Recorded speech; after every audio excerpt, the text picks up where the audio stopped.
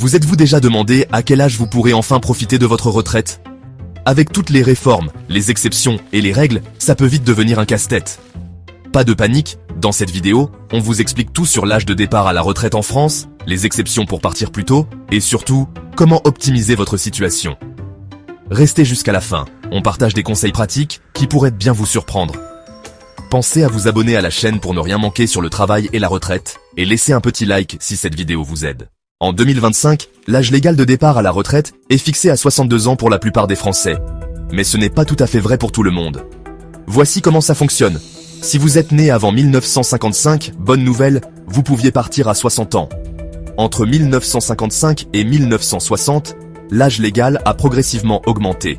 Par exemple, si vous êtes né en 1957, c'était à 61 ans.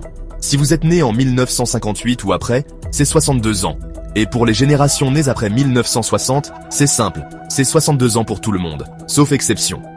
Astuce. Vous pouvez vérifier votre âge précis sur le simulateur officiel Info Retraite. On vous met le lien en description.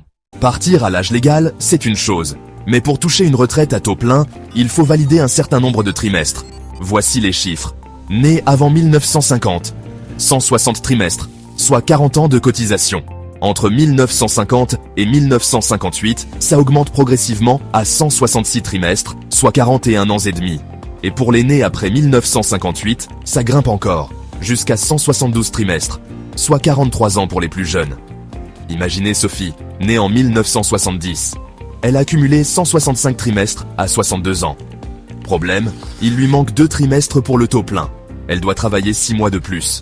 Sinon, sa pension subira une décote d'environ 5% par année manquante. Ce n'est pas négligeable, n'est-ce pas? Vous rêvez de partir avant 62 ans? C'est possible dans certains cas. Voici les exceptions principales. Les carrières longues. Vous avez commencé à travailler avant 20 ans? Vous pouvez partir dès 58 ou 60 ans, selon vos trimestres. Le travail pénible. Si vous avez accumulé des points de pénibilité, par exemple dans la construction ou les soins, vous pouvez partir plus tôt. Invalidité ou handicap. Avec un taux d'incapacité supérieur à 50%, l'âge peut descendre à 55 ans. Prenons l'exemple de Paul, ouvrier du bâtiment.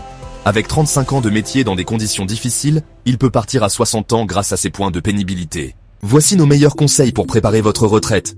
Vérifiez votre relevé de carrière. Une erreur dans vos trimestres pourrait vous coûter cher. Rachat de trimestre.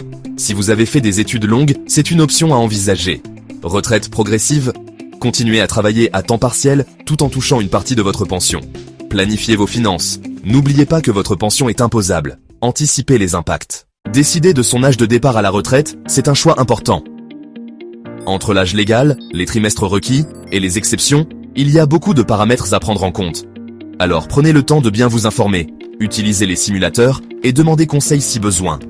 Explorez nos articles sur mondedutravail.fr pour des astuces spécifiques à votre situation.